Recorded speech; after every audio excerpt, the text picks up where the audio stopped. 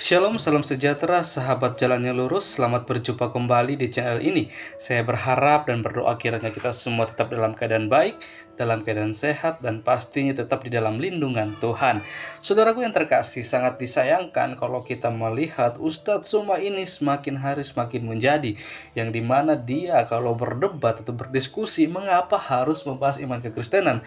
Dan mirisnya ketika setiap narasi liar dan tuduhan liarnya itu yang dia lontarkan kepada iman Kristen itu sendiri bisa dibantah dan dipatahkan oleh teman-teman para apologet Kristen, malah dia yang kepanasan, malah dia yang emosi, seakan-akan dia yang lebih benar dan lebih baik dalam memahami tentang iman Kristen itu sendiri.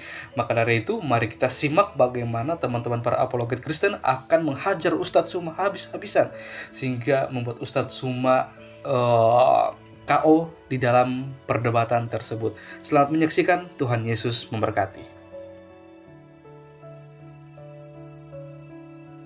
Dengan dasarnya itu adalah Ulangan 18:18 yang dikhususkan itu adalah nubuatan kepada Nabi Muhammad SAW.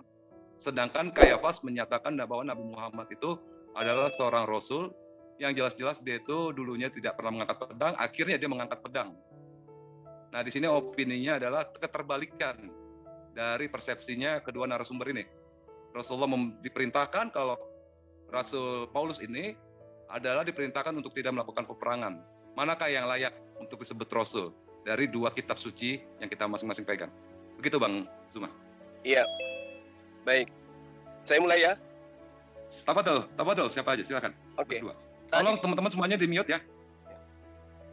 Tadi saya sudah katakan kepada saudara bahwa Rasulullah Muhammad SAW diterangkan di dalam Al-Quran, ya, walakir Rasulullah wa khataman nabiyyin. Ini pernyataan Allah Subhanahu wa taala.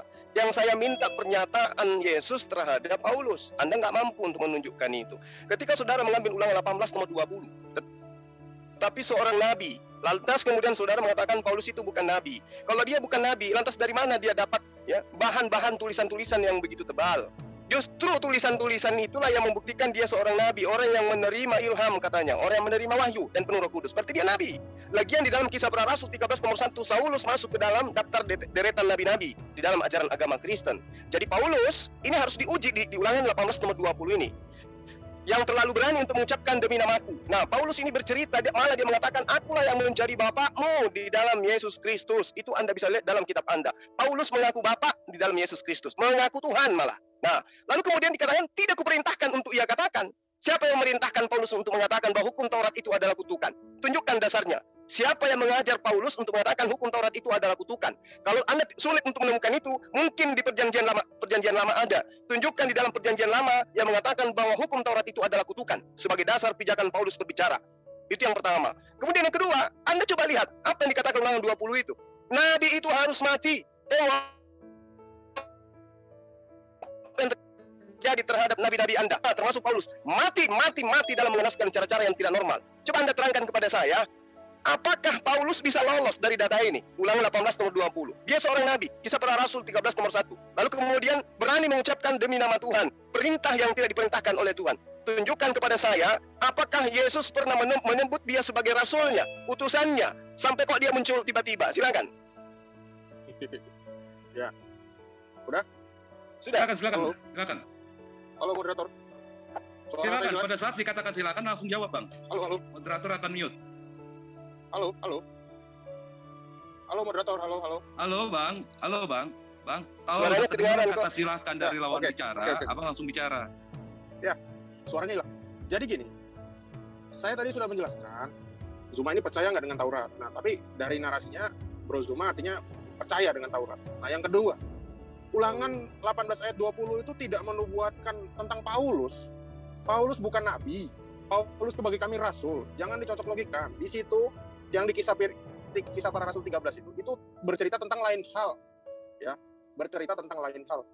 Dan tidak mungkin Nabi Musa mati-matian sampai capek jalan 40 tahun bersama orang Israel cuma menubuatkan Paulus doang. Enggak, itu menubuatkan tentang Kristus. Makanya kamu nggak berani bercerita tentang, berani jujur kalau itu menubuatkan tentang Kristus. Nah, tapi kalau kamu pakai itu, artinya kamu mengimani apa yang ditulis dalam kitab itu. Sementara itu bertentangan dengan akidahmu.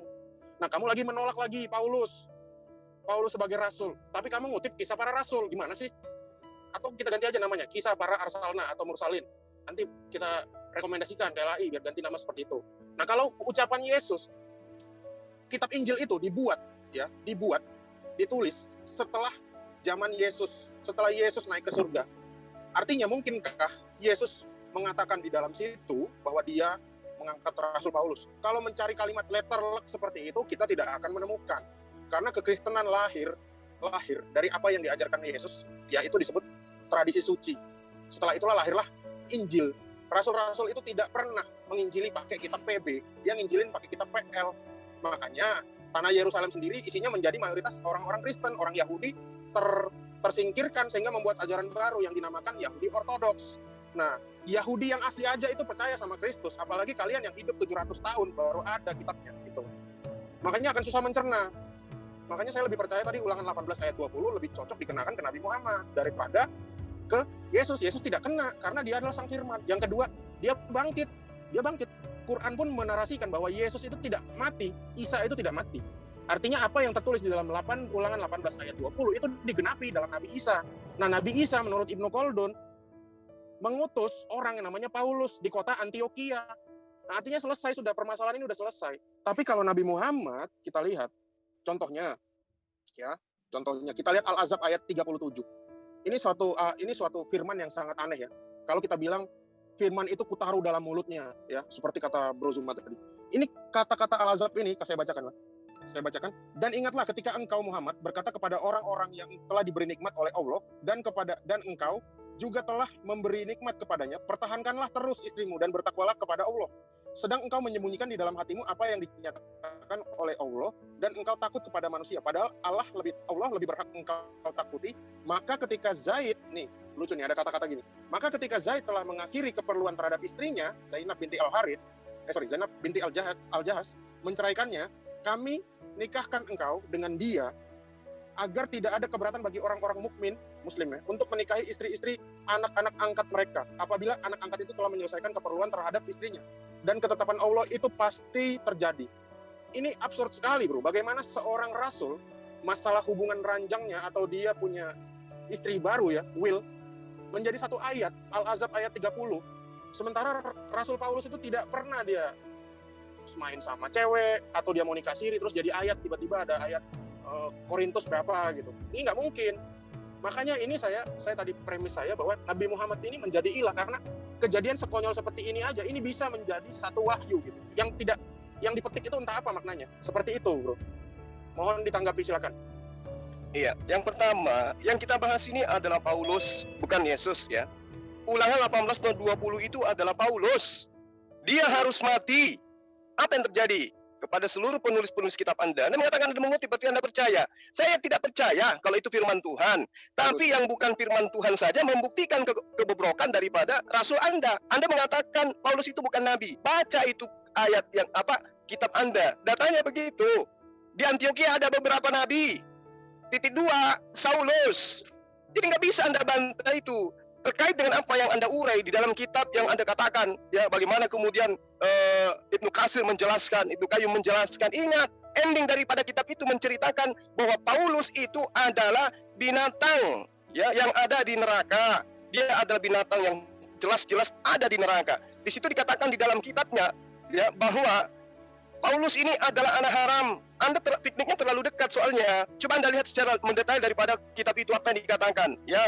Allamahum zalika rajulun minal yahudi yaqulu lahu Bulus wa qalatil yahudu huwa waladun zina. Dia adalah anak haram, dia anak zina. Wa kazabu kulluhum. Dia astagfirullahalazim. Ini yang menjadi andalan Kristen, tapi dia tidak baca bacaan selanjutnya. Paulus di situ diterangkan bahwa dia anak haram. Jadi jangan lagi bawa-bawa tafsir Islam untuk menjelaskan Paulus itu. Paulus yang diterangkan di dalam Ulangan 18:20. Nabi itu berkata tidak sesuai dengan firman Tuhan, tapi dia membawa-bawa nama firman Tuhan. Makanya Yesus mengatakan, iblislah yang menjadi bapakmu dan kamu mau melakukan keinginan-keinginan bapakmu. Ia adalah pembunuh sejak semula. Nah, untuk supaya Paulus ini terbebas dari pidana, saya minta kepada Anda tunjukkan pernyataan Yesus, layaknya pernyataan Yesus memanggil Filipus di dalam Kisah Para Rasul 8. Wahai Filipus, ikutlah kepadaku. Sekarang tunjukkan kepada saya pernyataan Yesus tentang Paulus, bahwa mulut Yesus pernah keluar kata Paulus. untuk supaya menguatkan Anda Paulus itu adalah rasul. Silakan. Silakan Bang Kayafas. Oke. Lanjut. Izinkan aku share screen lagi, boleh? Sebentar dulu, ini baterai saya tinggal 3, kebetulan kabel datanya casnya rusak. Tolong kalau ada yang mau ganti timer. Ganti timer, ada yang bisa ganti? Sebentar, waktunya di stop dulu, waktu stop dulu. Ya, udah. Ganti timer bisa, atau di cas dulu Pak, biar kita nggak keganggu diskusi kita nih. Ini Bentar, masalahnya saya catat dulu waktunya kabelnya 20.16, terus sama 20.08. kabel casnya yang rusak. Coba tolong kalau ada yang bisa gantikan timernya. Kalau nggak ada, kita lanjut ya Pak Munir ya. Ini coba lihat, tinggal 3 ini baterai saya ini. Takutnya mati tengah jalan nanti. Waduh. Nah, ini longgar. Waduh, nggak bisa dicas langsung Pak Munir, biar nggak Iya, ini pecah cas langsung. diskusinya. Mana sih Ini cas Al? langsung, Al, Sudah coba cari Al. Sudah ada itu. Agen Pak Munir, Waktunya Ya, Oh, ada. berapa? Nah, oke. Ini. jadi pecah deh nih ininya diskusinya. 2016 punya Ini kayak untuk apa? Muslim. 2016, 2008. Nah, Muslim berapa? Muslim Muslim 20. 2016. Muslim 2008. Oke. Kayak pas 2016. Kayafas 2016. Oke. Udah ya, saya cabut ya. Oke. Oke, terima kasih. 2 waktu ya. Oke, siap. Kurangin dulu itu yang 5 menit. Kurangin. 20.08. Ya, betul. 16. Kan tadi katanya Kosong ada apa? kayak apa? Kayak Sudah pas ya? 2016. Oke. Punya Ustadz Juma 208. Oke, siap. Tampilkan dua waktunya, Bang. Bentar, itu ada iklannya lagi. Ya nggak apa-apa. Tutup. Seru ini, Nah. udah mulai seru ini, udah mulai Nah, ngucep ini. yang atas Bang Juma ya, yang atas, yang Oke, bawah. siap. Oke, kalau gitu saya minta maaf untuk narasumber dan juga teman-teman yang ada di luar sana. Dan jangan lupa untuk Mafi subscribe Muskila. Menara Syiar kita, salah satunya yaitu MMCI. Tolong di subscribe. Oke, untuk kelanjutannya saya persilakan untuk Bang Zuma menjawab pertanyaan dari Bang Kayafas. Tafadhol. Tolong di mute semua. Kayak tadi sesi terakhir aku deh, bukan ya? Saya yang minta pertanyaannya beliau tadi di untuk Kisah menjawab Para Rasul. mana pernyataan Yesus yang menyebut Paulus yang begitu hebat di dalam agama Kristen pegang peranan. Silakan. Oke, silakan. Ya, aku boleh share screen ya. Di pause dulu. Oke. Silakan. Habis itu nanti dicabut lagi. Oke. Saya kasih satu lagi dalil ya. Setelah keluar saya screen, langsung jalan waktu. Oke. Ini adalah tulisan dari Ibnu Hisyam ya, Sirah Nabawiyah, halaman 732. Ya. Paulus adalah dari golongan Al-Atba. Jadi dia adalah Hawariun yang bukan bersanadkan langsung, seperti 12 murid Yesus itu ya. Diartikan sebagai Hawariun. Ini golongan Al-Atba. Bahkan Ibnu Hisyam, penerjemah di sini, pentakiknya menulis Bulus itu dalam kurung Paulus ya. Bukan Bulus, bukan yang lain-lain ya, bukan Soleh atau Munir, bukan, tapi ini Bulus atau Paulus. Nah, artinya begini. Artinya ada sanad yang jelas dan diakui dari kalangan muslim sendiri. Jika melihat dari kitab orang Kristen, saya akan men-share screen lagi. Nih, Kisah Para Rasul 22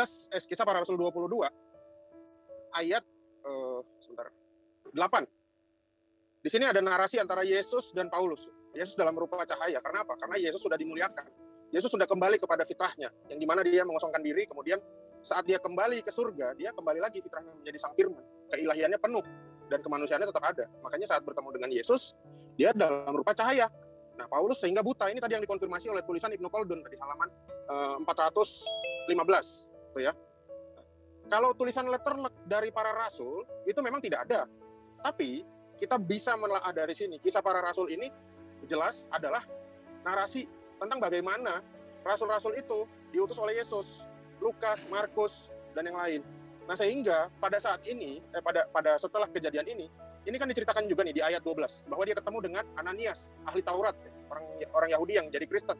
Bahkan Ananias tadi ada juga di dalam Ibnu Khaldun. Makanya saya perlu menanyakan, kapasitas Zuma ini dia hanya membaca, menafsirkan kitab orang lain, atau dia juga membaca kitab-kitab yang ada beredar di kalangan muslim itu sendiri. Karena jika narasinya semakin jauh, ini akan bertabrakan. Maka saya jadi curiga dia akidahnya seperti apa.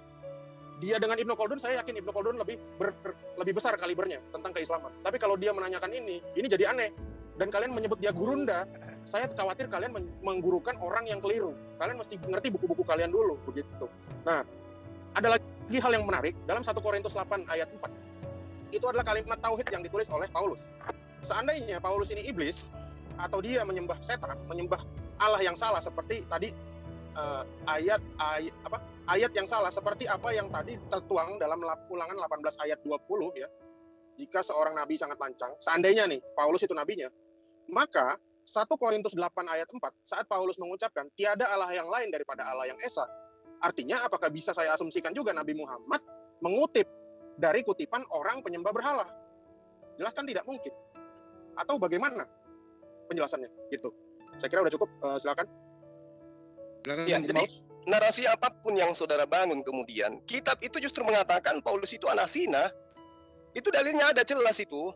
Di dalam kitab Suhibul Tafsir itu jelas dikatakan bahwa dia adalah binatang penghuni neraka. Ya. Nanti kita bahas secara khusus tentang kitab itu. Nah, sekarang ketika Anda membawa narasi, kemudian, ya, ketika Anda membawa narasi bahwa Paulus itu mengajarkan tauhid, buktinya Yesus itu Tuhan di Kristen, dan itu adalah ajaran Paulus.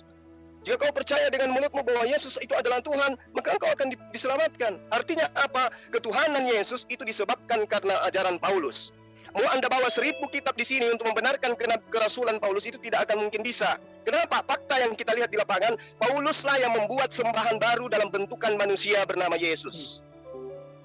Jadi tidak ada cerita mau dia kiai selevel apapun, bahkan sahabat Rasulullah Muhammad SAW, bahkan baginda Rasulullah Muhammad SAW, Anda katakan ada di dalam Al-Quran mengatakan bahwa Paulus itu adalah rasul, saya akan tetap dan saya akan keluar dari ajarannya. Kenapa? Hari ini saya buktikan dia bukan rasul yang benar, karena dia mengajarkan menyembah kepada manusia. Percuma kamu bawa buku-buku, kitab-kitab, akan kubakar kitab itu, karena faktanya tidak sesuai dengan buku yang kamu bawa, mau tafsir apapun itu. Fakta di lapangan orang Kristen menyembah anak manusia bernama Yesus. Jadi kalau Anda membawa narasi di kitab ini, di kitab itu, ini dan itu hoax. Karena faktanya di lapangan, Yesus yang adalah manusia adalah Tuhan kalian. Kecuali hari ini kamu ingin mengatakan, Yesus itu bukan Tuhan, dia manusia, dia Rasul Tuhan. Baru saya katakan, Anda benar, dan ada benarnya kitab yang Anda baca. Saya sudah katakan kepada Anda, kitab Sahihul Tafsir mengatakan Paulus itu anak zina dan dia adalah binatang, golongan binatang di dalam neraka jahanam. Titik. Kenapa dia dikatakan demikian? Sama pernyataan Yesus. Ya, iblis yang menjadi bapakmu, dan kau ingin melakukan keinginan bapakmu. Dia melakukan pembunuhan pada mula kali. Kemudian ketika dia berkata, dia tidak berkata atas dasar firman Tuhan, tetapi dia adalah bapa segala dusta. Pengakuan-pengakuan ini Paulus jabarkan di dalam kehidupannya untuk mendapatkan simpatik dari Romawi Yunani yang memang sudah menyembah dewa-dewa yang usul menjadi manusia. Itu yang perlu saudara pahami. Ajaran Yesus, ajaran Paulus itu laksana langit dan kolong jembatan Ancol. Yesus mengajarkan ajaran tauhid, Paulus mengajarkan ajaran Trinitas. Dia mengajarkan Yesus itu adalah Tuhan. Yesus sendiri mengajarkan dirinya adalah utusan Tuhan. Antara Tuhan dan utusan Tuhan itu sudah pasti berbeda. Apa endingnya dari semua ini? Yerusalem hari ini masih memahami Tuhan mereka satu, Yesus tidak dikenal di sana. Yang kenal Yesus hanya di Romawi Yunani. Yang notabene-nya ajarannya memang sudah ajaran Trinitas. Itu yang perlu saudara pahami. Nah, kembali kepada tema kita. Anda tidak memberikan bukti sedikit pun. Paulus disebutkan oleh Yesus. Yang Anda sebutkan kisah para rasul 9 itu justru menggenapi nubuatan Yesus yang mengatakan, waspadalah kepada antikristus yang penyesat, yang mengatakan di padang gurun ada Mesias. Pada saat dia ke Damsyik, dia berada di padang gurun, mengatakan dia bertemu dengan Mesias. Siapakah engkau Tuhan? Akulah Yesus yang kau aniaya. Dan di situ pengakuannya, Yesus berkata kepadaku dengan menggunakan bahasa Ibrani. Kalau kita tak cari benang merahnya, mana kitab yang dituliskan perkataan Yesus dalam bahasa Ibrani? Ternyata tidak ada. Sementara dalilnya di dalam pernyataan yang kita bawa dari awal, firman Tuhan akan ditaruh di mulutnya. Rasulullah Muhammad SAW itu adalah orang yang buta ilmu. Ya, dia tidak memiliki pemahaman, dia tidak bisa membaca, sehingga yang terlontar dari mulutnya adalah titipan Tuhan yang disimpan di mulutnya, sehingga dia mampu berkata-kata.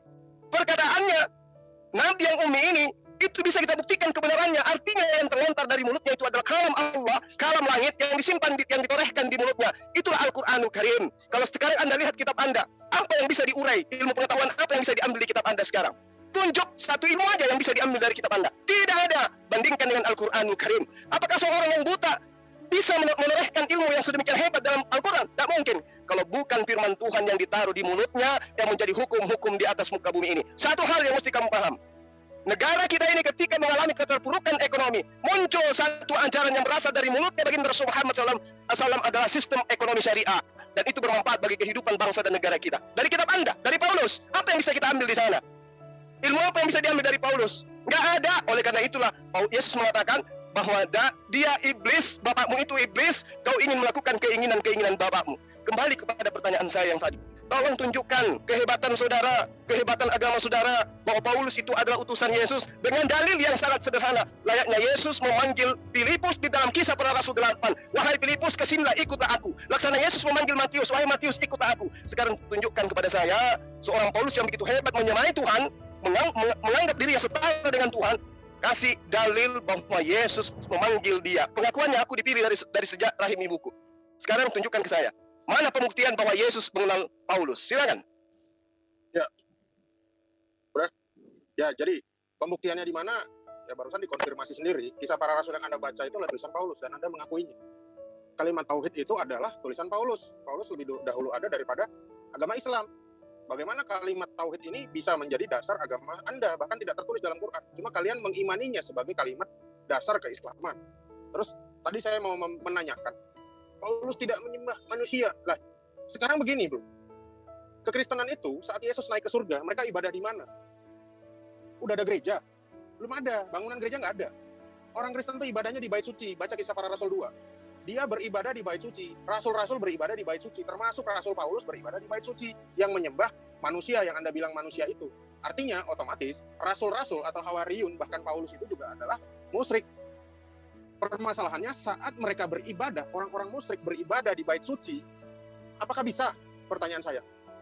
Sementara ada orang juga, orang lain, orang Samaritan, orang Eseni, mereka juga bertauhid. Tapi apakah mereka bisa beribadah di dalam Bait Suci? Tidak. Karena jika mereka beribadah di Bait Suci, mereka akan dilempari batu sampai mati. Karena mereka bukan orang Yahudi.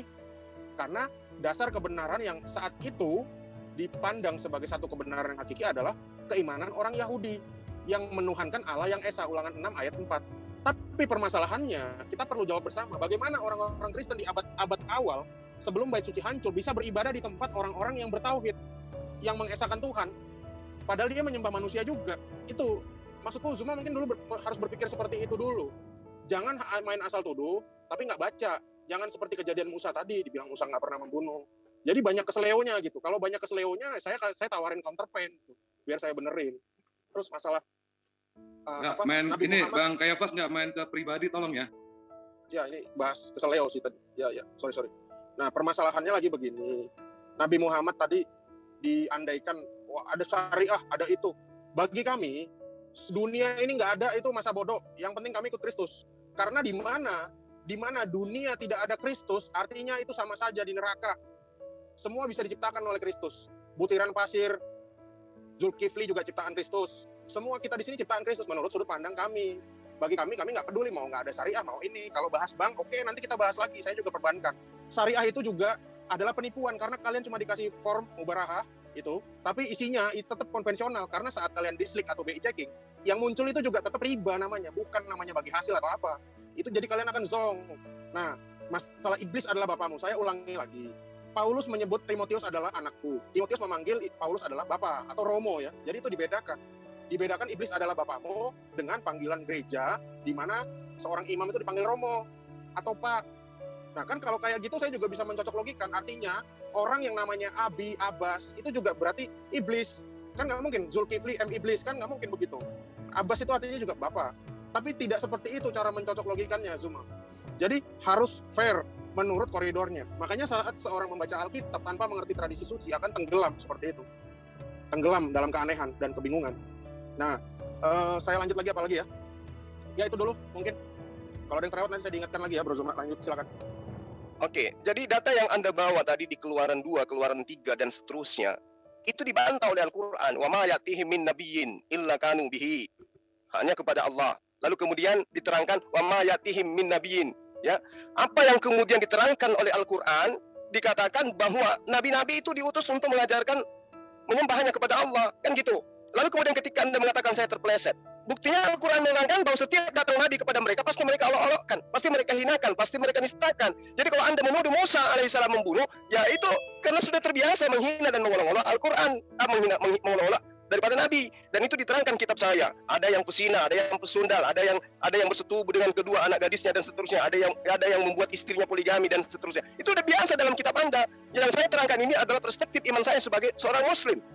Ya, itu yang perlu saudara pahami. Kemudian, ketika saudara mengatakan ini dan itu, yang saya minta pernyataan Yesus tentang kerasulan Paulus. Paulus yang mengajarkan Anda menyembah manusia.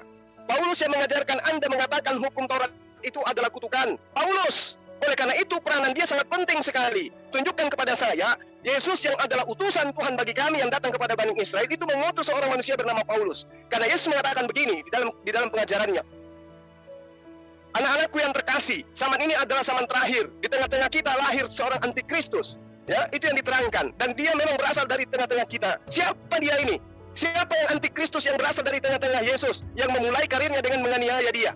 Itu siapa itu? Coba Anda terangkan kepada kita, siapa yang datang yang menyesatkan murid-murid Yesus? Ini kitab Anda yang menerangkan.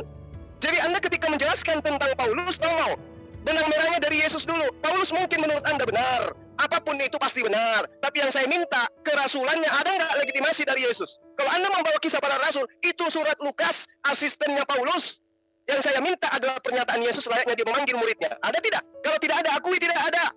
Cuma itu yang saya minta. Tunjukkan kepada kita hari ini juga. Yesus memanggil Paulus untuk menjadi rasul menggantikan dirinya. Silakan. Ya, Yesus tadi sudah saya jelaskan ya. Yesus itu membaptis para muridnya dan memberikan kuasa kepada muridnya untuk mengajar ya kepada seluruh, ya pergilah dan jadikanlah seluruh bangsa muridku ya. Dan dipertegas lagi dalam Galatia 2 ayat 9. Artinya Paulus itu memiliki sanad dari para rasul.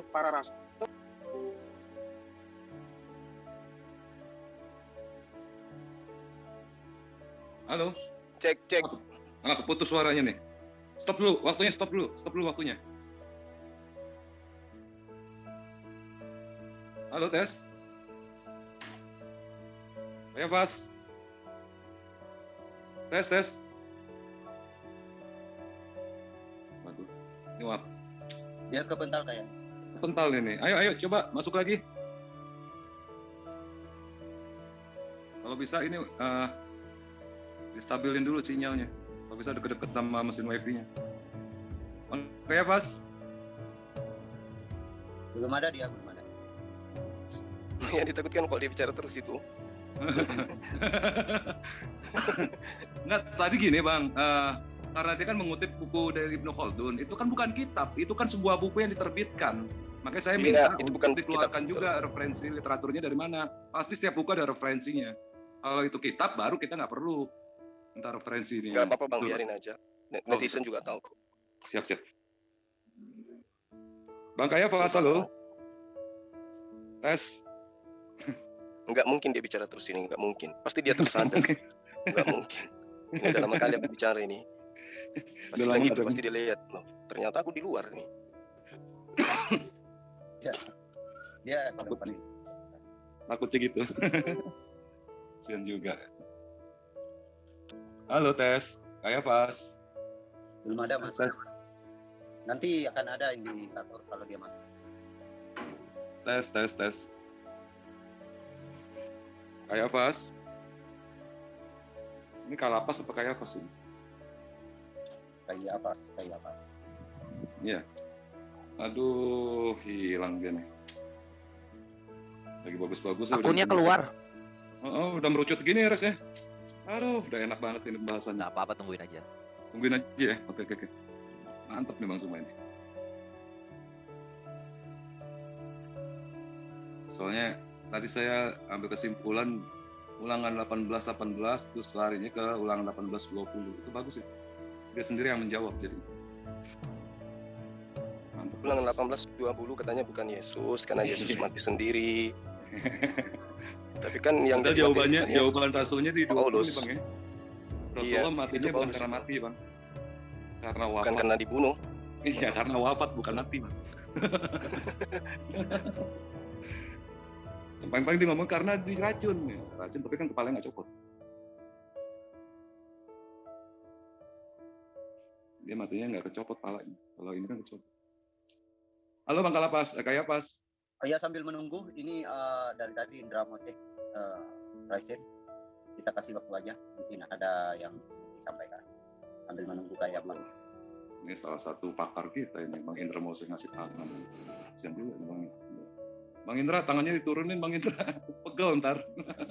Saya cuma mau memberikan suntikan peluru kepada Bang Zuma bahwa Oh, tafsir ayat yang menunjukkan bahwa ketiga orang maksudnya itu salah satu nama maksudnya adalah Paulus, maka dibantah oleh pendapat Ibnu Katsir sendiri di dalam tafsir surat Yasin ayat 26. Jadi itu belum putus Bang Zuma. Jadi bisa nanti dilihat di tafsir Ibnu Katsir ayat 26 di bait ketiga. Jadi di tafsirnya panjang, nanti diambil sepertiga terakhir itu dijelaskan bahwa pendapat itu lemah dan itu ahad, diriwayatkan oleh satu orang dan lemah, jadi batal dalam Islam. Kalau lebihnya begitu. Oke, Kayapas sudah masuk, Bang Indra. ya silakan Bang Kayapas lanjutkan, tadi belum mengungkapkan kalimat silakan. Bang Kayapas. Halo. Aduh, manggil. Mana nih? Halo. Kayapas. Halo. Halo, suaranya itu mute-nya dibuka dulu, Bang. Buka dulu mute-nya. Soalnya saya nggak lihat ini, langsung abang aja. Saya nggak lihat. Ada, itu di bawah admin. Di bawah Ya, saya. sorry. Ya. Mati HP Tadi saya. tadi kepental ya? Iya, HP saya mati tadi, bukan kepental. Mati. Oh gitu, ya. Oke, ini karena Bang Kayapas belum mengucapkan silakan, jadi Bang Zuma nggak ngomong-ngomong ini. Mau Waduh. dilanjutkan apa mau dipindahkan ke Bang Zuma? Tadi pertanyaanku sampai mana? Aku tadi udah ngomong ini nggak? Sanad. Udah kedengaran? Masalah sanad, udah oke nih saya ya. Sampai sana tentang masalah ulangan 6:4. Pasal 6 ayat 4. Oh, oke. Berarti tadi nggak kedengaran waktu aku bilang bahwa Yesus itu para rasul itu memiliki sanad dari Yesus karena Yesus membaptis mereka dan menumpangkan tangan. Demikian juga Paulus itu memiliki sanad dari para rasul. Gitu. Yang jadi pertanyaanku adalah Nabi Muhammad ini punya sanad dari mana? Gitu. Kalau tidak ada itu saya takutnya hanya pendapat oknum gitu. Silakan. Ya, silakan Bang Zuma. Iya. Jadi tadi sudah dijelaskan ya bahwa Rasulullah Muhammad SAW itu adalah seorang rasul. Itu pernyataan langsung dari Al-Qur'anul Karim. Maka Muhammadun aba ahadim min rijalikum walakin Rasulullah wa khataman nabiyyin. Jadi dia tidak perlu pengakuan dari yang lain. Makanya umat Islam itu didirikan dalam sebuah konsep akidah, tidak belajar kepada perjanjian lama, perjanjian baru, tidak. Kita sekarang ini berhadapan dengan orang Kristen. Kenapa membahas perjanjian baru? Karena adanya debat lintas agama. Islam tidak seperti Kristen, berdiri menjadi Kristen karena ngambil kitabnya agama lain. Kalau Islam tidak. Nah makanya ketika saya minta kepada saudara, mana sanadnya dari Yesus ke Paulus, Anda nggak bisa menunjukkan itu. Jangan sanad terlalu tinggi. Yang terlalu tinggi karena terlalu berat. Yesus aja langsung ke Paulus, ada nggak? Katanya sesamaan. Paulus ngaku aku dipilih dari sejak rahim ibuku. Mana? Buktikan itu. Saya masih minta, saya masih kasih ruang kepada Anda. Waktu Anda masih ada 10 menit kurang lebih. Tolong tunjukkan kepada kita bahwa Paulus itu memang adalah seorang utusan dari Yesus. Kalau tidak, berarti Pauluslah yang dikatakan sebagai apa yang dinubuatkan oleh Yesus bahwa akan ada di tengah-tengah mereka nabi-nabi palsu. Yang diterangkan oleh Yesus di dalam kitabnya kepada murid-muridnya, yang dalam kitab Kristen dalam pengajarannya kepada murid-muridnya itu jelas. Matius 7 nomor 20, ya. Dari buahnya kamu mengenal dia. Kalau kemudian nabi palsu itu mengajarkan menyembah kepada Tuhannya Yesus, mengajarkan Yesus sebagai utusan Tuhan, itu bukan nabi palsu tuh. Yang nabi palsu itu yang menolak Tuhannya Yesus, bahwa dia adalah Tuhan satu-satunya, dan menolak kemudian menolak kemudian Yesus, bahwa dia adalah utusan Tuhan. Paulus menolak dua-duanya. Dia menolak Bapa sebagai Tuhan satu-satunya, juga menolak Yesus sebagai utusan Tuhan. Yang diajarkan kemudian adalah Yesus adalah Bapa itu sendiri, Yesus itu adalah Tuhan itu sendiri. Matius mengatakan begini, waspadalah kepada nabi-nabi palsu yang datang kepadamu dengan menyamar seperti domba, tetapi sesungguhnya mereka adalah serigala. Apakah Rasulullah Muhammad SAW pernah pergi ke Bani Israel mengakui bahwa aku utusan Paulus, aku utusan Yesus, menyamar seperti domba, menyamar seperti Bani Israel, mengatakan bahwa aku adalah utusan Yesus? Pernah? Nggak pernah. Rasulullah Muhammad SAW tidak pernah mengaku sebagai domba. Dia mengaku domba itu Paulus. Dia mengaku murid, dia mengaku rasul daripada Yesus itu sendiri. Nah ini sudah terjawab. Oleh karena itulah kemudian saya katakan, ketika di dalam Kejadian 49 nomor 27, Yakub mengambil anaknya, wahai Benyamin, keturunanmu akan berlaku seperti serigala. Keturunan Benyamin akan berlaku seperti serigala. Paulus mengaku sebagai keturunan Benyamin. Itu yang perlu saudara pahami. Dan dia berasal dari tengah-tengah pengajaran Yesus. Itulah Paulus. Sekarang pertanyaan saya ulang kepada saudara. Waktunya masih banyak. Tunjukkan kepada saya data bahwa Yesus yang mewanti-wanti kepada muridnya agar waspada kepada serigala, justru menunjuk Paulus sebagai rasul. Silakan. Oke. Jadi tadi saya melihat ada klaim bahwa Nabi Muhammad ternyata tidak memiliki sanad. Ini sangat konyol ya. Ternyata Nabi penutup itu nggak punya sanad. Sementara orang Yahudi sendiri yang nggak percaya Yesus ya, nggak menuhankan Yesus, mereka punya namanya semika. Semika itu artinya adalah suksesi. Semika orang Yahudi saat ini itu mentok hanya sampai Rabi Akiva, Yohanan bin Akiva, yang bikin kitab Masoret itu ya. Ternyata orang Islam nggak punya sanad. Sanadnya berarti cuma sampai Nabi Muhammad. Sementara kalau para rasul itu punya sanad, termasuk Rasul Paulus. Nah inilah yang saya bilang tadi. Seandainya taruhlah Paulus itu bukan rasul, anggaplah nabi palsu. Ya, anggaplah nabi palsu, rasul palsu, tokoh fiktif. Ya. Seandainya Paulus ini juga pedofil. Ya. Kami nggak peduli. Makanya saya bilang tadi, rasul-rasul kami itu nggak butuh didoain. Kami nggak pernah minta doain, Tuhan tolonglah, berikanlah Rasul Matius keberkahan, limpahkanlah rahmat seperti Nabi Ibrahim. Enggak, kami nggak peduli. Karena kami hanya mengikuti Yesus. Yesus itulah satu-satunya juru selamat yang bisa mengeluarkan anda semua ini dari api neraka. Kalau nggak ada Yesus, ya udah itulah neraka. Percuma. Nah jadi kalau mau tunjukkan ayatnya, tunjukkan, saya udah nunjukin 1000 ayat pun tetap ditolak. Kita main logika aja. Kami tidak ada Paulus pun tidak apa-apa. Yang penting Yesus Kristus. Mau kisah para rasul itu nggak ada, itu nggak apa-apa. Mau Korintus nggak ada, Roma nggak ada, tidak apa-apa. Karena orang-orang Kristen terdahulu ya itu tidak menjadi Kristen karena kitab-kitab itu, dan juga tidak menjadi Kristen karena Rasul Paulus. Jadi kamu mau mencopot Paulus oke, tapi anehnya kalau keislaman dicabut Nabi Muhammad, rontok semua. Bahkan ada klaim khataman nabiyin. Loh, khataman nabiyin itu hanya klaim oknum. Yesus itu kenapa dia jadi Mesias? Karena dia adalah pewahyuan yang dinanti-nantikan oleh seluruh nabi. Makanya nabi itu bernubuat semua demi Yesus, untuk menubuatkan Yesus. Makanya dia bilang ini nih dalam Alkitab, inilah tubuhku yang diserahkan bagimu, perbuatlah ini menjadi peringatan akan aku. Ya. Terus dia bilang inilah perjanjian baru oleh darahku yang menjadi materai. Ada yang tahu nggak materai itu bahasa Ibraninya apa? Bahasa Ibraninya materai itu adalah khotam, penutup, seal. Ya. Jadi makanya di dalam Yahudi masih menantikan Mesias. Dan di dalam keislaman, kami tidak menantikan lagi adanya nabi penutup. Karena penutup itu adalah darah Kristus. Tidak mungkin lagi ada namanya nabi-nabi penutup, rasul penutup. Semua yang istilahnya penutup itu nggak ada. Karena penutup itu adalah materai, darah Kristus itu. Kalau nggak ada darah Kristus, baru Nabi Muhammad ngaku nabi. Oke, kami percaya. Tapi masalahnya ada darah Kristus. Ini yang ngomong Kristus. Kristus ini nggak mungkin bohong gitu. Tapi kalau Nabi Muhammad mengatakan dia adalah nabi penutup dengan berdasarkan ayat-ayat Quran, bisa jadi itu hanya omongan oknum. Itu bukan firman. Kenapa saya asumsikan bukan firman? Karena dia sendiri tidak punya sanad.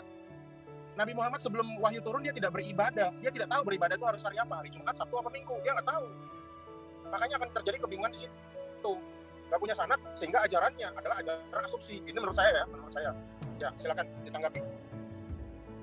Ya, terkait dengan sanad yang saya uraikan di awal tadi, Al-Quran surah Ali Imran ayat 81, kalau Anda memahami itu sudah selesai di sana. Bagaimana kemudian para nabi bersaksi tentang dirinya, itu satu.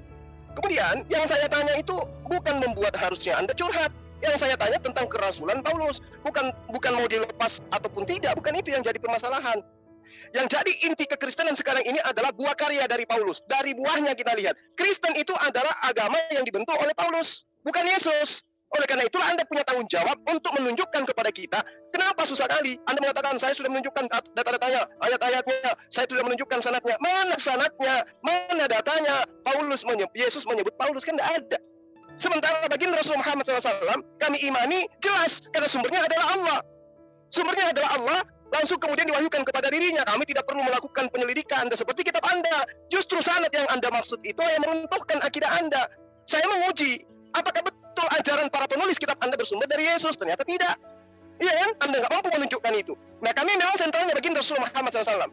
Dari Allah ke Rasul Muhammad SAW. Nah, Paulus dari mana? Dari Yesus kan? Buktikan itu. Karena Yesus pernah datang sebagai manusia di atas muka bumi, tentu dia pernah bertemu dengan Paulus kalau Paulus itu betul-betul nabi. Sekali lagi saya minta kepada saudara, tunjukkan kepada saya data sanad dari Yesus kepada Paulus, di mana Paulus pernah dipanggil, diseru oleh Yesus sebagaimana pengakuan dia. Silakan. Oke, izinkan aku share tolong screen di pause dulu waktunya. Tolong di pause, share screen lagi. Ya, silakan. Setelah keluar data share screen-nya, tolong dijalankan waktunya. Masih belum bisa, host. Udah Oke, udah bisa, sebentar. Sudah, lanjut. Ya, ini tadi yang saya sebutkan ya. Dalam Galatia 2 ayat 9. Mungkin tadi pada nggak ada yang menyimak ya. Yakobus, Kefas, dan Yohanes yang dipandang sebagai soko guru. Kenapa dipandang sebagai soko guru? Karena mereka diutus untuk pergilah dan jadikanlah semua bangsa muridku. Jadi, yang mengajari murid adalah guru. Aku dan Barnabas sebagai tanda persekutuan supaya kami pergi kepada orang-orang yang tidak bersunat dan kepada mereka orang yang bersunat.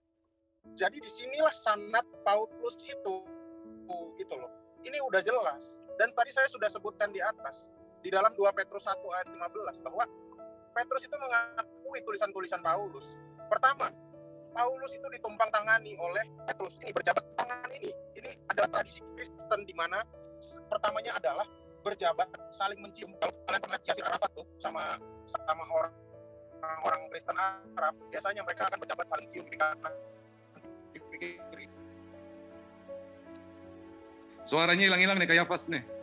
Terus mereka suaranya ada tuh hilang-hilang kayak Fas. Kepala itu sanad atau bahasa Yunani Sinedrion atau bahasa ngetren sanad. Nah, ini menjelaskan bahwa dia salah rekrut. Padahal dia diutus orang, mereka salah rekrut. Tentunya Rasul Petrus tidak akan menuliskan seperti tulisan-tulisan Paulus itu untuk kebaikan. Dia nggak akan seperti itu. Makanya saya bilang tadi, justru orang yang tidak mengerti tulisan Paulus dan tidak mengerti ajarannya itu adalah orang-orang sesat. Makanya kami pemilik kitab ini, kami sangat ngerti kitab kami. Itu tertuang kok dalam Quran. Apabila kamu di Al-Maidah 46 bahwa orang-orang yang diberi Injil itu adalah orang-orang yang bertakwa. Terus di dalam Yunus ayat 94, kalau kalian bingung tentang kitab kalian, tanyalah kepada orang yang diberi Injil. Jangan malah menafsirkan sendiri. Itu. Silakan. Ya, yang Anda tunjukkan adalah perkataan Paulus tentang dirinya. Galatia 2 itu surat Paulus untuk jemaat Galatia. Yang saya minta pernyataan Yesus. Pernyataan Yesus yang saya minta. Layaknya ketika Yesus berkata di dalam Yohanes 8 nomor 44, iblislah yang menjadi bapakmu dan kamu ingin melakukan keinginan-keinginan bapakmu. Ia membunuh manusia sejak semula. Apabila ia berkata dengan dusta dan dia adalah bapa segala dusta. Paulus dalam suratnya mengatakan begini, lihatlah bagaimana besarnya huruf-huruf yang kutulis kepadamu dengan tanganku sendiri. Tetapi jika kebesaran Allah dengan dustaku semakin melimpah bagi kemuliaannya, mengapa aku masih dihakimi sebagai orang berdosa? Lalu dikatakan apa dia di dalam 2 Korintus ya? Kalau nggak salah dalam 2 Korintus dikatakan begini, apa yang aku katakan, aku mengatakannya bukan sebagai orang yang berkata menurut firman Tuhan. Nah, ini kena kepada apa yang Anda ambil Galatia 2 ini. Ini tulisan dia sendiri. Makanya saya minta kepada saudara, di sesi yang terakhir ini, mohon tunjukkan kepada kita Kristen itu benar disebabkan karena ada legitimasi dari Yesus yang adalah nabinya umat Islam dan juga nabi bagi Bani Israel yang seharusnya mengajarkan bahwa Paulus itu adalah penerusnya. Tunjuk dalil itu sebagai sanad pembuktian bahwa Paulus memang layak sebagai pengajar. Silakan. Bisa share?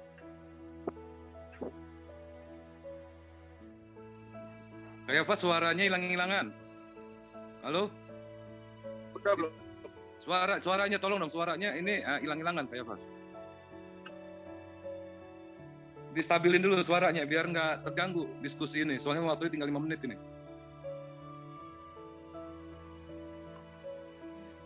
Halo? Halo. Ya, suaranya stabilin dulu. Tes, coba gitu. Tes. Oke, siap. Ya. Kalau bisa mic-nya dideketin aja. Ya, lanjut untuk itu lanjutkan waktunya. Oh ya. Silakan Kak Yafas. Halo, aku ya sekarang. Halo. Silakan Kak Yafas, silakan Anda bicara. Bisa share screen lagi. Tadi kayaknya nggak ini maksud. Ya, waktu di stop, silakan untuk share screen.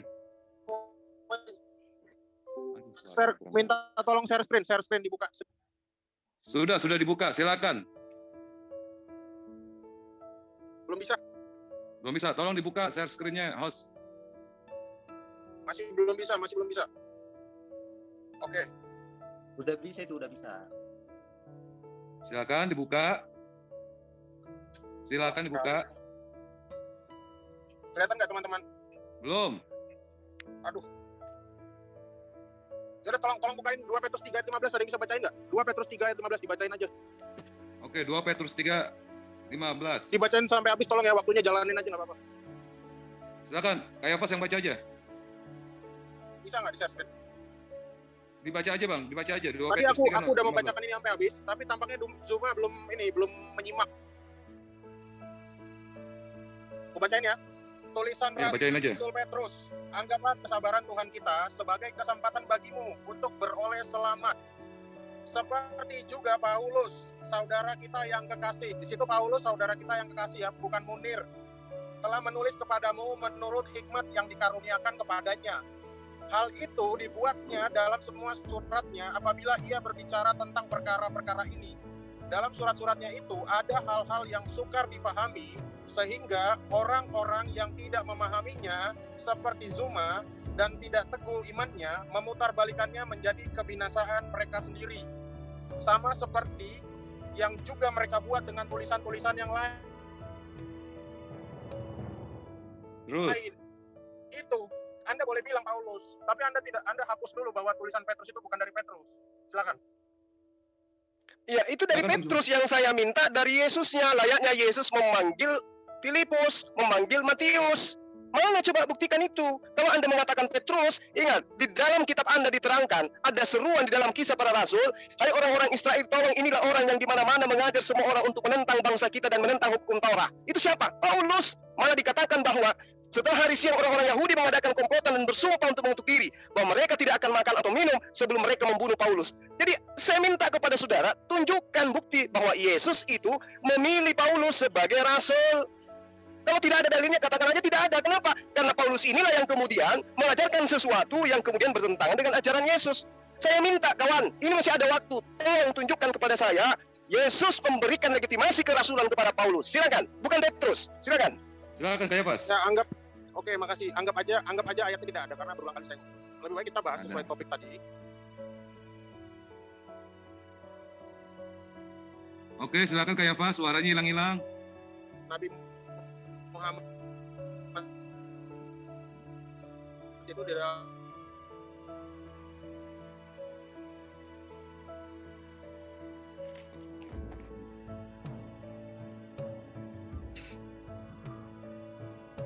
Silakan. Suaranya nggak ada. Mana suaranya? Halo.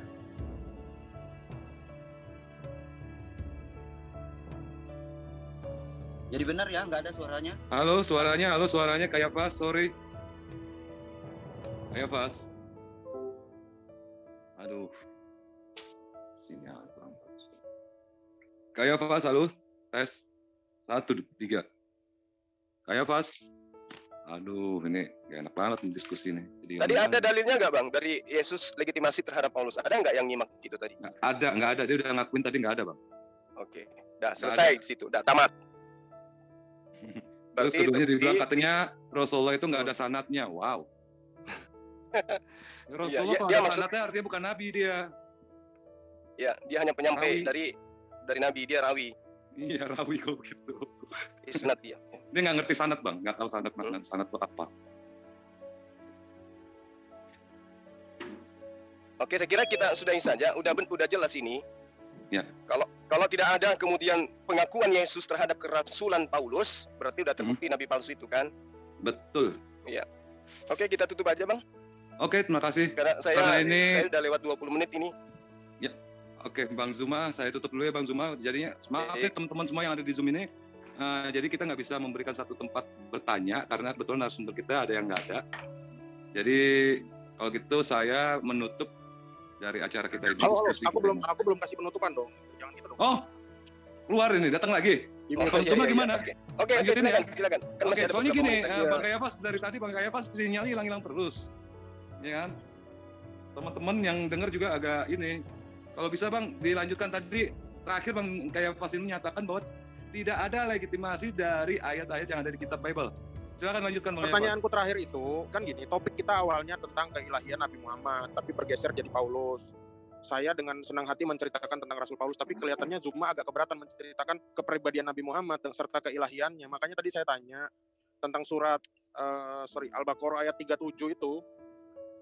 Ayat Al-Baqarah. Yang Nabi Muhammad tadi yang kubacakan, dia menjadikan istrinya Zaid bin Haritsah menjadi istrinya, yaitu Zainab binti Jahaz. Itu manfaatnya apa buat orang Islam gitu, dan mengapa ayat cerita seperti itu menjadi ayat Quran? Apa yang bisa dipetik? Silakan. Iya, itu udah jelas tuh. Rasulullah Muhammad SAW itu datang merubah budaya jahiliyah yang ada pada zaman itu, di mana orang-orang jahiliyah gemar mengambil anak angkat. Sementara Islam datang membawa syariat. hukum kekerabatan dan juga hukum muhrim dan bukan muhrim, aurat dan pembatasan aurat. Kalau anak angkat dijalankan terus, maka bisa jadi bapak yang bukan muhrim yang mengambil anak angkat gadis tidur bersama dengan anak angkatnya, itu tidak boleh dalam Islam. Itulah yang ingin diputuskan oleh Rasulullah, sehingga ternyata anak angkat punya istri itu bukan, itu tidak ada hubungan kekerabatan di dalamnya. Seorang anak angkat istrinya itu bukan muhrim, maka dia haram kemudian melakukan sesuatu yang batasan-batasan kekerabatan. Dalam hal ini muhrim. Itu yang ingin diajarkan oleh Rasulullah. Anda harus tahu, Rasulullah itu adalah seorang raja besar. Kalau muatannya hanya untuk menantu, untuk wanita, maka dia bisa menikahi seperti Daud, kakeknya Yesus. Dia bisa melakukan seperti apa yang dilakukan oleh kakek keturunannya Yesus, semuanya sampai ribuan istrinya. Boleh dia, karena dia raja, dia penguasa. Tapi apa cuma janda-janda tuanya dia untuk menyelamatkan? Itu yang Anda harus pahami. Satu lagi, ketika Anda mengatakan keilahian Rasul Muhammad SAW, dia itu bukan ilahi, dia itu manusia. Jangan samakan di kitab Anda, di agama Anda, manusia pun diilahikan, sehingga anak Maria punya sisi keilahian. Itu ajaran apaan itu? Baginda Rasul Muhammad SAW bukan ilahi, dan tidak ada baginya sembahan. Dia hanya utusan Allah, dia hanya Rasul. Nah sekarang kepada Anda saya tanya, tolong, yang jujur, kalau Paulus tidak mendapatkan legitimasi dari Yesus, apa yang dikatakan oleh kitab Anda? Bahwa dia adalah nabi palsu, dia penyesat, dia antikristus. Anda akui nggak itu? Silakan. Silakan Kayafas. Silakan Kayafas. Silakan. Halo. Kayafas. Udah ditutup aja bang, ditutup aja bang. Oke. Udah, Karena tutup. sinyalnya putus-putus, saya tutup aja langsung. Terima kasih semuanya kepada saudara-saudara kita yang ada di Zoom ini. Bismillahirrahmanirrahim, kita tutup aja. Subhanakallahumma wa bihamdika asyhadu an la ilaha illa anta astaghfiruka wa atubu ilaik. Untuk saudara-saudara, jangan lupa mensubscribe channel-channel Muslim, khususnya kepada Majelis Mujtahid ini, yaitu MMCI. Terima kasih sebelumnya atas kesediaan saudara-saudara untuk melenggangkan waktu mendengar edukasi dari guru kita, ustadz kita, abang kita, Bang Zuma. Wabillahi taufiq wal hidayah. Wassalamualaikum warahmatullahi wabarakatuh. Waalaikumsalam warahmatullahi wabarakatuh. Masya Allah, Gurunda Zuma. Ya, jadi memang paparan-paparan kita itu tidak terfokus ya teman-teman. Yang pada intinya hari ini kita sudah membuktikan bahwa saudara Kefanyas itu sudah mengakui bahwa tidak ada legitimasi dari Yesus kepada Paulus. Berarti ajarannya semua itu adalah ajaran yang tidak bersumber dari Yesus. Oke. Bang Zuma itu kayak pas bilang sanad dalam Kristen itu tradisi cium, sama itu ada. Bang Zuma udah tahu belum tradisi ciumnya seperti apa? Sebentar, Ini kayak pasnya udah ada lagi, kita kasih kayak pas. Pas. Udah, Ini saya loh, udah. teman-teman. Tadi Ya, kan Bruna. saya Thank you. yang disuruh mengajukan judul saya, tapi topiknya jadi Paulus. Oke, Jadi nggak begini perlu ya Bang ketakutan Kayafas, saat saya membahas moderator. Nabi Muhammad. Sebentar Sekarang kan saya begini. lurusin aja Bang Kayafas. Ini kan Sekarang waktunya udah habis ini. Ya, oke. Begini, Bang Oke. Kayafas. Ini di luar acara ya, saya tanya. Begini Bang Artinya, Kayafas ya, saya Ya, jelaskan masalahnya dulu. tadi itu tema yang kamu bawa. Sisi keilahian baginda Rasul Muhammad SAW itu kamu ditertawakan kawan sama umat Islam sedunia gitu loh. Iya. Akibat Itu nggak daripada layak, kalian nggak Kristen layak suka untuk kali menjadikan ngambil tema. istilah-istilah Islam. Nah, jadinya kayak begitu. Gitu loh. Ketawain. Iya. Kami ini yang ngadain itu bisa-bisa MMCI ini dianggapnya nih orang yang nggak tahu ilmu. Nabi Muhammad itu Iya. manusia bukan ilahi. Mohon maaf, Mas Budi. menyetarakan baginda Rasulullah Muhammad SAW untuk dijadikan sebagai bahan tema dialog saja dengan Paulus. Saya sudah ditegur sama netizen, apalagi Iya, menyebutkan Rasulullah dengan ilahi, itu nggak bisa bang. Jadi penelitian itu harus yang profesional gitu loh. Ya, Mana nih kalian penalar ngasih ilmu? topik saya. Silakan penalar ilmu. Tadi penalar ilmu kan apa? Sabar dulu mengkritik. Farhan, kami tadi ngobrolnya bertiga, saya moderator sama si Zuma. Kamu nggak ikut-ikutan. Gini loh, saat topik tadi ditawarkan ke saya, artinya Anda harus siap saat yang dibahas adalah baginda. Tapi saat saya membahas, sebentar dulu Uni. Sebentar. Biarin aja dulu nih. Saat dibahas Nabi Muhammad, kenapa langsung lari ke Paulus? Saya sih tetap legowo menjelaskan. Karena saya tidak takut, sedetail apapun akan saya jelaskan. Tapi permasalahannya, mengenai baginda Rasul ini substansinya hampir tidak ada. Tadi kan semua pertanyaan Anda tentang Rasulullah kan saya jawab. tidak Apanya yang tidak bisa ada. detail, Nah, Pak? makanya saat aku bertanya dari tadi, Apa yang Anda tanyakan yang saya larinya tidak ke selesaikan? Paulus. Justru Anda satu Oke, kalau gitu pertanyaan di luar- ini di luar menghabiskan waktu di luar topik, berjam-jam, aku Anda boleh tidak nggak mampu bertanya gitu nih? loh. Boleh nggak moderator? Boleh nggak moderator aku bertanya sekali ini? Ya. Udah habis ininya Ya, nanti ya. lagi Sebenarnya udah kalau habis sama waktunya. Bang. Minta tolong Ini dijawab segmen dulu. baru. Bentar, saya Enggak, kasih. ini kan kebenaran. Bentar, saya kasih ini aja Kebenaran. penjelasan Kalian begini Bang. Saya tunggu deh sebentar saya. Begini Bang ya, di Izinkan dalam aku diskusi bertanya, tadi ini kan di luar topik, judulnya sudah tidak layak, kan? judulnya karena masalah keilahian Sebentar. itu nggak layak kepada Rasulullah Muhammad. Akhirnya Kalian saya tanya mengganti, judul, saya kasih sebentar judul, Bang, Anda bilang sebentar. nggak layak. Saya ganti manakah yang layak menjadi rasul di antara Rasulullah Muhammad dengan Rasul Paulus. Tapi pertanyaan tentang baginda Rasul itu tidak terjawab sama sekali. Makanya ini saya Ini kasih saya pertanyaan di luar- catat Bang, di pertanyaan luar live Abang nih, itu kan kalian sudah nggak apa-apa nih, jawab dijawab. bebas. Ya aku ambil alih dulu bentar ya untuk Kang Kawan. Ini topiknya udah beres sama yang Gurunda tadi. dan itu cukup rame, cukup seru. Cuma terhalang karena beberapa kali Kayapas teknisnya ini paling masih di luar kali. Nah sekarang Kayapas mau mengajukan topik baru, kan gitu ya? Silahkan. Tunggu, Yang Bang tadi Kores. udah nggak dibahas. Bang Kores, Ya, kata si Kayapas kan dia telah menjelaskan secara terperinci. Apanya yang terperinci? Kalau dia menjelaskan tadi tentang yang poin yang saya tangkap ya, katanya Nabi Muhammad itu menjiplak dari Paulus tentang masalah kalimat tauhid. Coba jelaskan tentang kalimat tauhid yang dimaksud Paulus. Nanti akan ini kita cocokkan dengan kalimat tauhid yang diajarkan Yesus. ya boleh. Tapi ini topik baru ya, bukan urusin yang Gurunda tadi. Gurunda udah beres. Alhamdulillah penjelasan mengenai Paulus dan Nabi Muhammad. Oke, baik saudaraku, kita bersama-sama telah melihat serta menyaksikan bagaimana keberlangsungan suatu diskusi atau debat yang sangat menarik, dan kita bisa juga melihat di mana teman-teman para apologet Kristen ini mereka sangat luar biasa dipakai Tuhan sehingga mereka bisa mempertanggungjawabkan iman kepercayaan mereka dan juga bisa mematahkan setiap narasi dan tuduhan liar dari Ustadz Suma yang berkaitan dengan iman Kristen itu sendiri.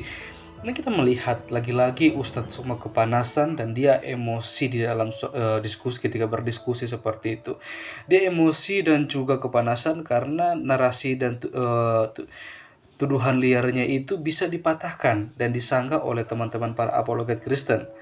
Hal ini bisa dikatakan bahwa Ustadz Suma ini ternyata dia memang betul-betul atau benar-benar hanya mencari ayat-ayat Alkitab sesuai dengan kebutuhannya dia sendiri seperti itu, tanpa dia harus mentafsirkan ayat itu dengan baik dan benar supaya dia tahu maksud dan tujuan dari penulisan ayat tersebut seperti itu. Malahan dia banyak sekali mengeluarkan tuduhan-tuduhan liar yang tidak berkaitan dengan iman Kristen itu sendiri. Dan ketika teman-teman para apologet Kristen bisa menyangga, membantah akan hal itu malah membuat dia kepanasan, emosi, dan kadang-kadang dia menyerang pribadi seperti itu. Ya kita hanya bisa berdoa ya saudaraku, supaya firman yang diputarbalikkan oleh Ustadz Suma itu biarlah firman itu sendiri yang mengubahkan kehidupan dia, sehingga dia juga boleh melihat dan merasakan bagaimana kasih Allah yang begitu besar melalui Yesus Kristus, supaya setiap orang yang percaya tidak binasa melainkan memperoleh hidup yang kekal. Kita berdoa untuk teman-teman para apologet Kristen dimanapun mereka berada, supaya mereka boleh terus dikuatkan dan dipakai Tuhan secara luar biasa untuk menjadi saksi-saksi Kristus dimanapun mereka berada, supaya Injil terus disiarkan, diberitakan, dan banyak orang yang boleh mendengar, dan banyak juga orang yang boleh ditarik untuk melihat, merasakan kasih Allah itu. Bahkan mereka mengambil keputusan untuk sungguh-sungguh percaya kepada Tuhan Yesus sebagai satu-satunya Tuhan dan Juru Selamat dalam kehidupan mereka. Saudaraku yang terkasih, sebelum saya mengakhiri video ini, izinkan saya untuk membagikan satu renungan untuk kita semua, dan biarlah renungan ini boleh menjadi berkat bagi kita semua, dan kita juga boleh menjadi pelaku-pelaku firman yang setia, yang dimana terdapat di dalam 2 Korintus pasal yang ke-5 ayat yang ke-15. Di situ dikatakan, dan Kristus telah mati bagi semua orang supaya mereka hidup, tidak lagi untuk diri sendiri tetapi untuk Dia yang telah mati dan telah dibangkitkan untuk mereka. Saudaraku yang terkasih, pada zaman ini manusia semakin berfokus kepada dirinya sendiri, membuat manusia semakin memuji dirinya sendiri. Mereka berusaha mencukupi kebutuhan sendiri. Memang tidak masalah, tapi cara mereka ini mereka lakukan tanpa mengandalkan dan melibatkan Tuhan di dalamnya, seperti itu. Dan sedapat mungkin banyak yang berelasi dengan orang lain jika itu menguntungkan. Pujian juga hanya ditujukan pada orang yang cantik dan kaya, bukan kepada orang-orang yang taat dan benar. Hal ini terjadi karena manusia terjebak dan terpenjara oleh berbagai hal duniawi, sehingga berlomba-lomba untuk menggapainya demi sebuah pengakuan duniawi. Hal inilah yang mau ditentang oleh Rasul Paulus dalam ayat ini, bahwa kita manusia tidak hidup untuk diri kita sendiri, tetapi untuk Dia yang telah mati dan yang telah dibangkitkan dari kematian. Kita hidup bukan karena kekuatan dan kehebatan kita, bukan karena kekayaan yang kita miliki, dan kita tidak ada sesuatu hal yang bisa kita banggakan atau andalkan supaya kita bertahan dalam hidup ini. Mari kita sadari bahwa hidup itu adalah anugerah Tuhan. Hidup kita telah ditebus dengan bayaran yang mahal. Dia, Kristus, telah mengorbankan dirinya supaya kita hidup. Hidup kita bukanlah milik kita, melainkan milik Tuhan. Artinya hidup kita harus sesuai dengan kehendak Tuhan dan menjalaninya sesuai pengaturan yang daripada Tuhan itu sendiri. demikian jugalah kita orang Kristen di hadapan Tuhan. Tanpa Tuhan kita tidak bisa berbuat apa-apa, dan tanpa Tuhan hidup kita tidak akan teratur atau kacau balau. Tuhanlah yang membuat kita hidup. Pengorbanannya di kayu salib membuat kita hidup. Dengan demikian, sudah seharusnya kita tidak hidup untuk diri kita sendiri, melainkan juga hidup untuk kemuliaan nama Tuhan. Mari kita menghayati kisah Tuhan dalam hidup kita dan menjalani hidup sesuai dengan kehendak-Nya. Kita layak bersyukur atas pengorbanannya dan bersungguh-sungguh mempersembahkan hidup kita untuk melayani Tuhan. Oke saudaraku, kiranya renungan ini boleh menjadi berkat bagi kita semua, dan kita juga boleh terus menjadi pelaku-pelaku firman dimanapun kita berada, sehingga setiap orang yang mendengarkan kabar baik, mereka boleh diberikan kesempatan untuk merenungkan, bahkan mereka juga boleh mengambil keputusan untuk percaya kepada Yesus Kristus sebagai satu-satunya Tuhan dan Juru Selamat dalam kehidupan mereka. Sekian video dari saya hari ini, sampai berjumpa di video-video saya yang selanjutnya. Kiranya Tuhan Yesus memberkati kita semua.